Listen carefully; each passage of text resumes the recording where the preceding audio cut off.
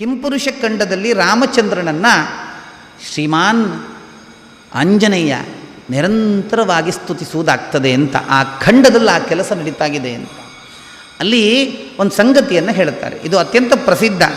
ಮರ್ತ್ಯಾವತಾರಸ್ತ್ವಿಹ ಮರ್ತ್ಯ ಶಿಕ್ಷಣಂ. ಅಲ್ಲಿ ಸಮಸ್ಯೆ ಏನು ಬರ್ತದೆ, ಅಲ್ಲ ಎಂಥ ದೇವನನ್ನು ನಿಮ್ಮ ಹನುಮಂತ ಸಂಸ್ಮರಣೆ ಮಾಡ್ತಾ ಇದ್ದಾನ್ರಿ, ಹೆಂಡತಿಗೋಸ್ಕರ ಕೂಗಿದವ. ಹೆಂಡತಿ ನಮ್ಮ ಮನುಷ್ಯರೇ ಎಷ್ಟೋ ಮಂದಿ ಹಬ್ಬ ರಗಳೆದ್ದಿ ಮಾರೆ ಅಂತ ಹೇಳ್ತಾರೆ ಒಂದು ಭಕ್ಷ ಪಕ್ಕದ ಮನೆಗೆ ಹೋದರೆ. ಅಂಥ ರಾಮಚಂದ್ರ ಹೆಂಡತಿ ಇಲ್ಲ ಅಂತ ಕೂಗಿದ್ದ.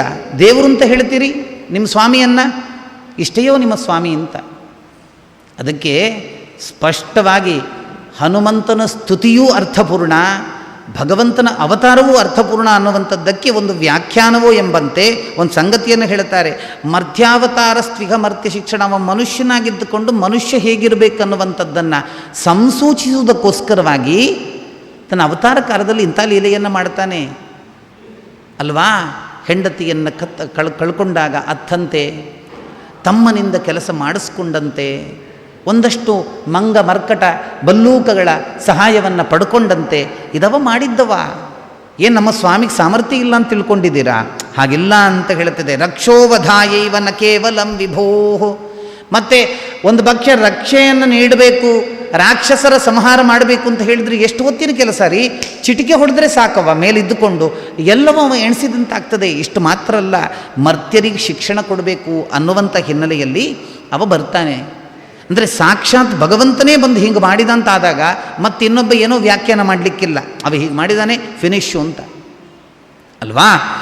ಕುತೋನ್ಯತಾಸ್ಯು ರಮತಸ್ವ ಆತ್ಮನ್ನ ಸೀತಾಕೃತಾನಿ ವ್ಯಸನಾನೀಶ್ವರಸ್ಯ ಅಂತ. ಅವ ತನ್ನೊಡನೆ ತಾನು ಸದಾ ರಮಿಸ್ತಕ್ಕಂಥವ. ಅವನ ರಮಣೆಗೆ, ಅವನ ಆನಂದಕ್ಕೆ ಮತ್ತೊಂದು ವಸ್ತುವಿನ ಅಗತ್ಯವೇ ಇಲ್ಲ.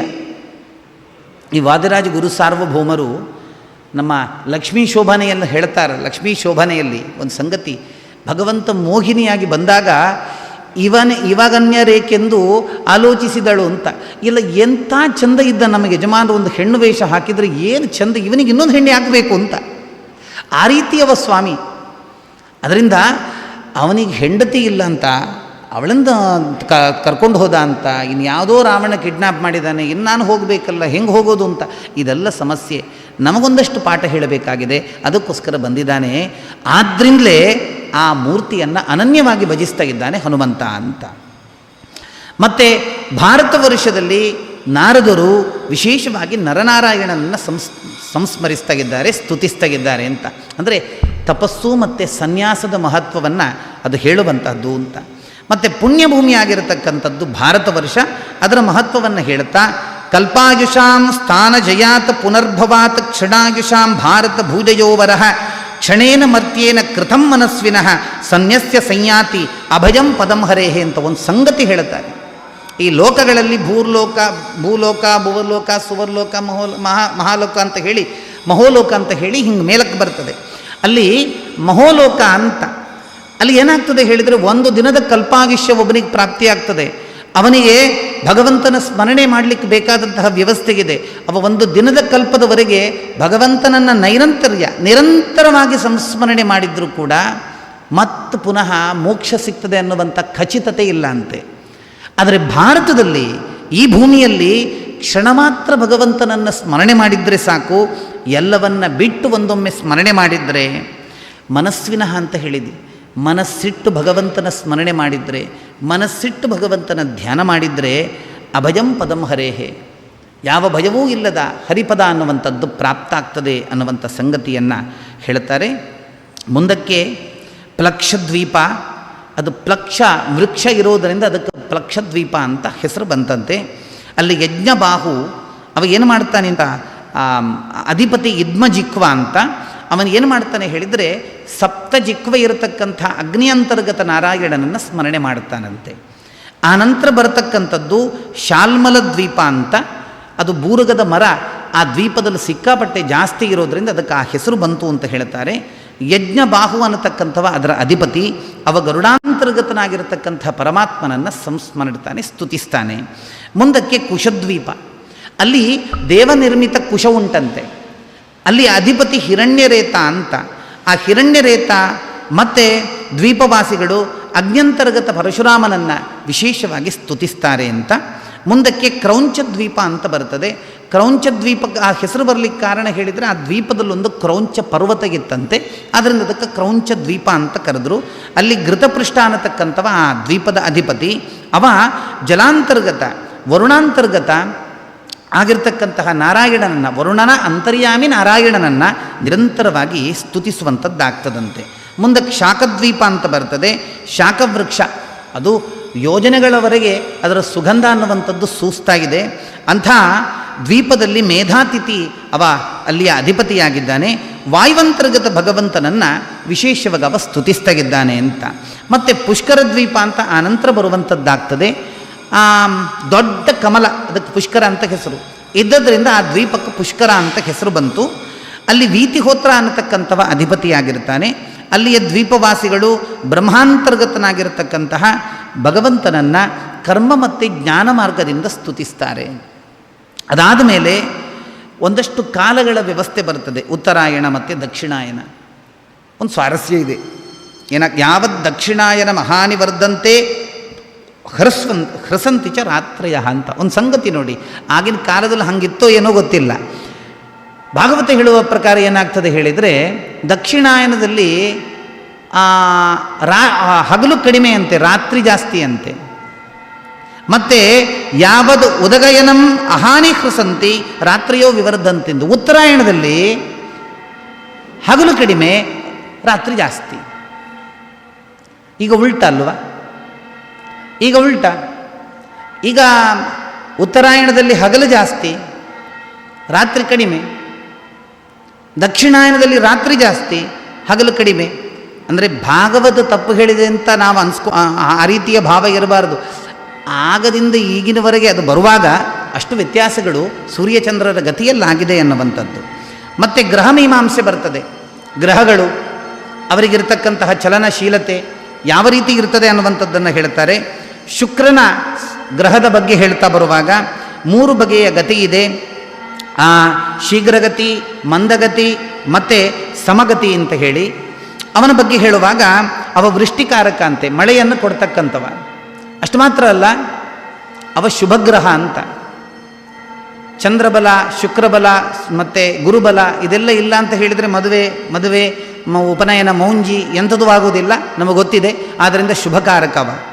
ಅನಂತರ ಬುಧನ ಬಗ್ಗೆ ಹೇಳ್ತಾರೆ, ಅವನಿಗೂ 3 ಬಗೆಯ ಗತಿ, ಅವ ಶುಭಕಾರಕ. ಮತ್ತು ಅಂಗಾರಕನ ಬಗ್ಗೆ ಹೇಳ್ತಾರೆ, ಅವನಿಗೆ ವಕ್ರಗತಿ ಇಲ್ಲ, ಆದರೆ ಶುಭಗ್ರಹ ಯೋಗ ಇದ್ದಾಗ ಶುಭ ಫಲವನ್ನು ಕೊಡ್ತಾನೆ, ಅಶುಭಗ್ರಹದ ಯೋಗ ಇದ್ದಾಗ ಅಶುಭ ಫಲ ಕೊಡ್ತಾನೆ. ಅದರಿಂದ ಅವ ಅಶುಭಗ್ರಹ ಅಂತ ಕರೆಸ್ಕೊಂಡು ಬಿಟ್ಟ. ಮುಂದಕ್ಕೆ ಗುರು, ಅವನಿಗೆ ವಕ್ರಗತಿ ಇಲ್ಲ, ಅವ ಶುಭಗ್ರಹ, ವಿಶೇಷವಾಗಿ ಬ್ರಾಹ್ಮಣರಿಗೆ ಅನುಗ್ರಹ ಕಾರಕ ಅಂತ. ಶನಿಗ್ರಹನ ಬಗ್ಗೆ ಹೇಳ್ತಾರೆ, ಅಶುಭ ಸ್ಥಾನದಲ್ಲಿದ್ದಾಗ ಅಶಾಂತಿ ಸೂಚಕ ಅಂತ, ವಕ್ರಗತಿ ಶನಿಗಿದೆ ಅಂತ. ಇಷ್ಟು ಹೇಳುತ್ತಾ ಒಂದು ಸಂಗತಿಯನ್ನು ಹೇಳ್ತಾರೆ. ಇವತ್ತು ನಾವು ತುಂಬ ಗಮನಿಸಬೇಕಾದದ್ದು, ಪ್ರಾಯ ಇದನ್ನು ನಾವು ಅನುಸಂಧಾನಕ್ಕೆ ಇಟ್ಕೊಳ್ಬೋದು. ಒಂದು ಸಂಗತಿ ಹೇಳುತ್ತಾರೆ, ಕೇಚನೈತ ಜ್ಯೋತಿರನೀಕಂ ಶಿಂಶುಮಾರ ಸಂಸ್ಥಾನಸ್ಯ ಭಗವತೋ ವಾಸುದೇವಸ್ಯ ಯೋಗಧಾರಣಾಯಾಂ ಅನುವರ್ಣಯಂತಿ ಅಂತ. ಶಿಂಶುಮಾರ ಅಂತ ಹೇಳಿದರೆ, ಶಿಂಶುಮಾರನ ಬಗ್ಗೆ ಹೇಳ್ತಾ ಅವನು ಹೇಗಿದ್ದಾನೆ ಅಂತ ಹೇಳಿದರೆ, ಚೇಳಿನ ಆಕೃತಿಯಲ್ಲಿ ಇರ್ತಾನಂತೆ. ಆ ಚೇಳಿನ ಆಕೃತಿಯಲ್ಲಿ ಬಾಲದಿಂದ ಮೇಲಿನವರೆಗೆ ಇಡೀ ಗ್ರಹಗಳು, ಸೌರಮಂಡಲಗಳು ಅದೆಲ್ಲವನ್ನೂ ಕೂಡ ಹೊತ್ಕೊಂಡವ ಯಾರು ಅಂತ ಹೇಳಿದರೆ ಶಿಂಶುಮಾರ ಅಂತ. ನಮ್ಮಲ್ಲಿ ಏನಾಗಿದೆ ಇವತ್ತು, ನಾವು ಗ್ರಹಶಾಂತಿ ಅಥವಾ ಇನ್ನಿತರ ಪೂಜೆಗಳನ್ನು, ನವಗ್ರಹಕ್ಕೆ ಸಂಬಂಧಪಟ್ಟ ಪೂಜೆಯನ್ನು ಮಾಡುವಾಗ ಗ್ರಹಾಂತರ್ಯಾಮಿ ಲಕ್ಷ್ಮೀ ನರಸಿಂಹ ಅಂತ ಒಂದು ಅನುಸಂಧಾನಕ್ಕೆ ಬಂದು ಅವ ಮಾಡ್ತಾನೆ ಅಂತ. ಅಂದರೆ ಪ್ರಾರಬ್ಧ ಕರ್ಮಗಳನ್ನು ದೂರೀಕರಿಸ್ತಕ್ಕಂತಹ ರೂಪ ಅನ್ನುವಂತಹ ಭಾವನದಲ್ಲಿ ಪ್ರಾಯ ನರಸಿಂಹ ಅಂತ. ಆದರೆ ಭಾಗವತವೇ ಈ ಮಾತನ್ನು ಸ್ಪಷ್ಟವಾಗಿ ಹೇಳಿದ್ರಿಂದ ಗ್ರಹವನ್ನು ಧರಿಸಿದವ ಯಾರು ಅಂತ ಹೇಳಿದರೆ ಶಿಂಶುಮಾರ ಅಂತ.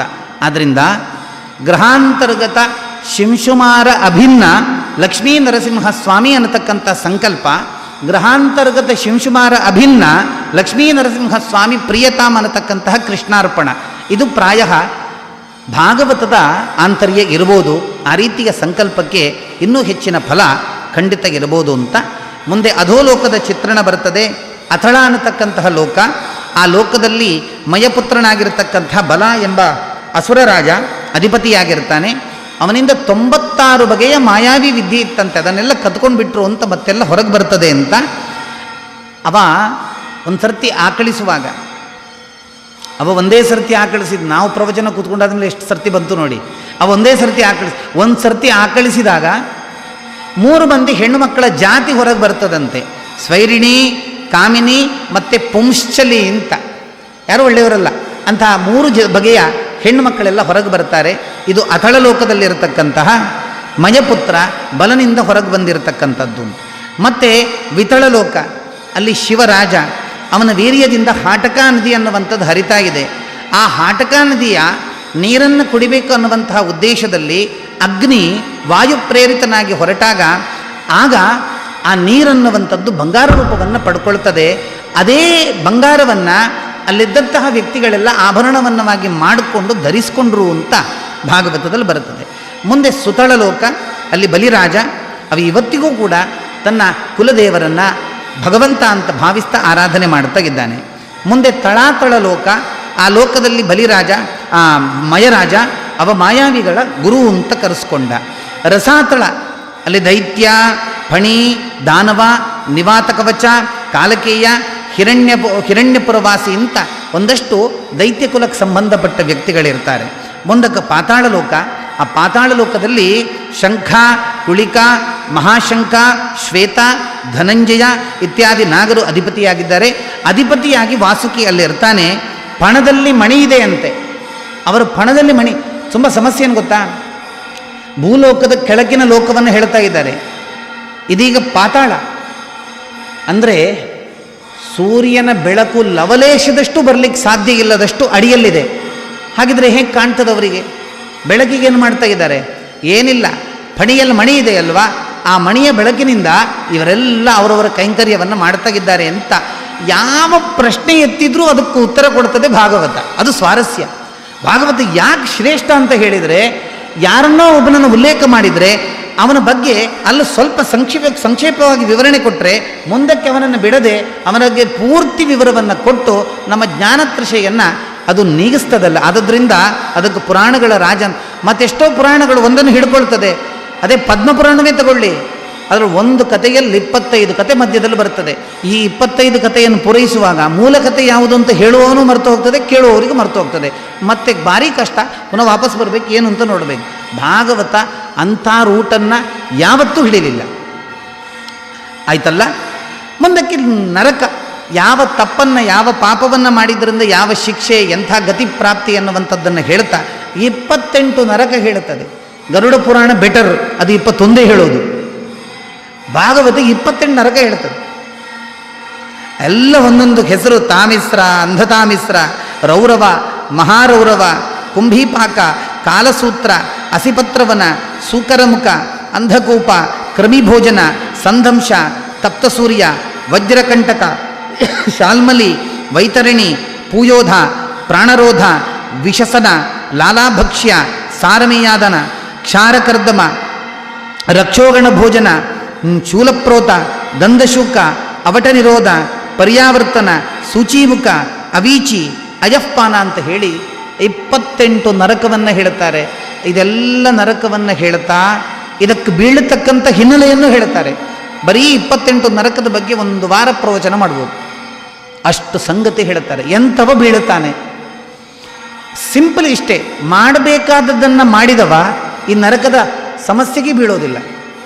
ಮಾಡಬಾರದನ್ನು ಮಾಡಿದವ ಈ 28ರಲ್ಲಿ ಯಾವುದಾದ್ರೂ ಒಂದು ಲೋಕದ ಅತಿಥಿ ಆಗ್ತಾನೆ ಅನ್ನುವಂಥ ಸಂಗತಿಯನ್ನು ಹೇಳ್ತಾ ಇದರಿಂದ ಮುಕ್ತರಾಗಬೇಕು, ಇದರಿಂದ ಪಾರಾಗಬೇಕು ಅಂತ ಹೇಳಿದರೆ ಮನುಷ್ಯನಿಗಿರತಕ್ಕಂಥ ಒಂದೇ ಒಂದು ಸಂಗತಿ ಭಗವಂತನ ಸಂಸ್ಮರಣೆ, ಅವನ ಆಶೀರ್ವಾದ, ಅವನ ಕೃಪಾ ಕಟಾಕ್ಷೆ. ಅದನ್ನು ನಿರಂತರ ತನ್ನ ಜ್ಞಾನ, ತನ್ನ ಜೀವನ ಯಜ್ಞ ಅಂತ ಯಾರು ಮಾಡಿಕೊಂಡ ಅವ ಇದಕ್ಕೆ ಬೀಳತಕ್ಕಂತಹ ಒಂದು ರೀತಿಯ ದುಸ್ಥಿತಿಗೆ ಒಳಗಾಗೋದಿಲ್ಲ ಅನ್ನುವಂಥ ಸಂಗತಿಯನ್ನು ಹೇಳ್ತಾ